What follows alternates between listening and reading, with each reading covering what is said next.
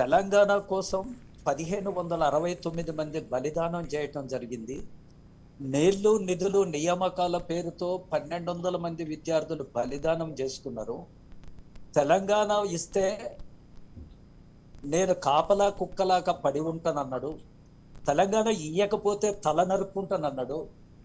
తెలంగాణ కోసం మీరు ఇస్తే నేను కాపలా కుక్కలాగా ఉంటా, నేను నా భార్య మేమిద్దరమే, నా కొడుకు నా బిడ్డ అవుట్ ఆఫ్ స్టేట్ లో ఉంటారు, మేము కాపలా కుక్కలాగా ఉంటాం, మేమిద్దరం భార్య భర్తలమే అని కళ్ళబొల్లి మాటలు చెప్పి కథం దొక్కుతున్నటువంటి వీళ్ళందరినీ కూడా ఈ యువత మాకు రాష్ట్రం ఏర్పడితే మా బతుకులు బాగుపడతాయి, మాకు ఉద్యోగాలు వస్తాయి, మాకు ప్రతి విషయంలో కూడా అన్ని రకాల సౌలభ్యం వస్తుందని చెప్పి నమ్మబలికిన కేసీఆర్ నీళ్లు నిధులు నియామకాల పేరుతో ఉద్యమాన్ని చేసి దానికి నాయకత్వం వహించిన ఆయన ఈ కేసీఆర్ గారు అని చెప్పుకుంటున్నారు కదా.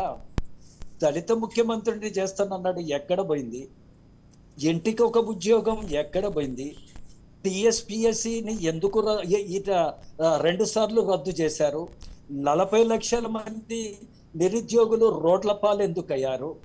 ఈ గ్రూప్ 1 2 సార్లు రద్దు, గ్రూప్ 2 రద్దు, గ్రూప్ 3 రద్దు, గ్రూప్ 4 ఇవన్నీ కూడా నియామకాలు చేయకుండా మీరు ఉంటే, నిన్నగాక మొన్న ఒక చెల్లెమ్మ, యాదవ్ చెల్లెమ్మ గ్రూప్ 2 కూడా రద్దయిపోతే మనస్తాపానికి గురై నా తల్లిదండ్రులు నా కోసం ఎంతకన్నా ఇంకా కష్టపడతారని ఆ అమ్మాయి ఉరిపోసుకుంటే ఆ అమ్మాయి అప్లై చేయలేదని చెప్పిండు మన కేటీఆర్ గారు. అది ఆ తర్వాత అన్ని ఛానళ్ళల్లో వైరల్ అయింది, రాష్ట్రంలో కూడా వైరల్ అయింది, అన్నిటికీ ఆమె అప్లై చేసింది అనేది.